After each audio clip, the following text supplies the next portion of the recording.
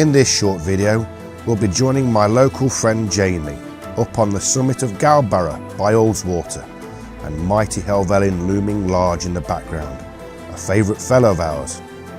Most of us use Ordnance Survey mapping, be it on paper or via their app when outdoors on the fells, and Jamie happens to be one of their surveyors and will explain more about this government agency's history and work.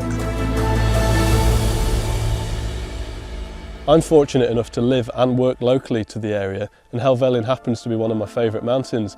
Now, I've spent a huge amount of time up there, whether it's surveying, mountain biking, walking, climbing. It all happens up there. It's a fantastic mountain. The Ordnance Survey was originally set up in 1791, and it was originally set up to map part of Scotland for the Jacobite Rising when the Scots were approaching on England. The OS historically has had some quite hard challenges to overcome in mapping the UK, and especially areas like the Lake District and in particular Helvellyn. Now, back in the day they had to create trig pillars.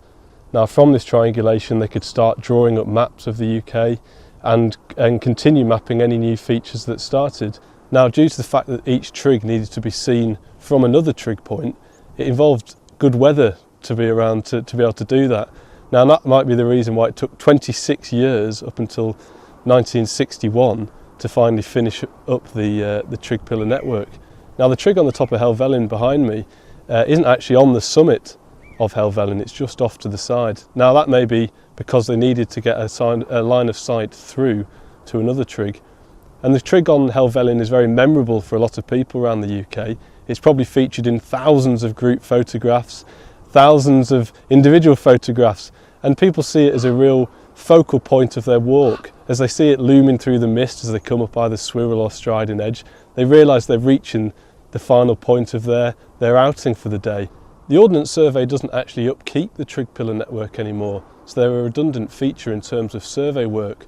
Now, the lowest trig point in the UK actually sits at Little Ouse, which is at -1 metres, and the highest actually sits atop of Ben Nevis.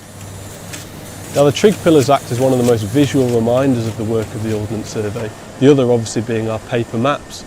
Now, many people would say you were fooled to be in the outdoors without a map these days, and in the 21st century the Ordnance Survey offer a digital platform. We now have an app that applies all of our mapping to that.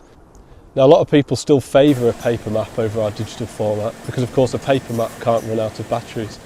But we still make our original paper maps in Southampton, where they always have been made. On the top of the old trig pillars, you might often see a bracket placed into the top. Now, this is where, back in 1936, many of the OS surveyors used to screw in their theodolites that started the original triangulation of the UK. You may often also find an OS benchmark plate found further down on the trig points around the country. Now, these were used as levelling point to level to back in the day. So the technology we're using today is an absolute world apart from what was used back in 1936. So currently we're just checking a couple of levels with my GNSS receiver. Now, this is giving me an accuracy of about 1 to 2 centimetres. Now, I can just check the levels from our data from the past and update it with any further levels that I'm picking up today. Now, with this kit, the OS makes around 20,000 changes every day to our master map of Great Britain, and that includes any new houses, any new roads, any new changes we might make to the footpaths in environments like this.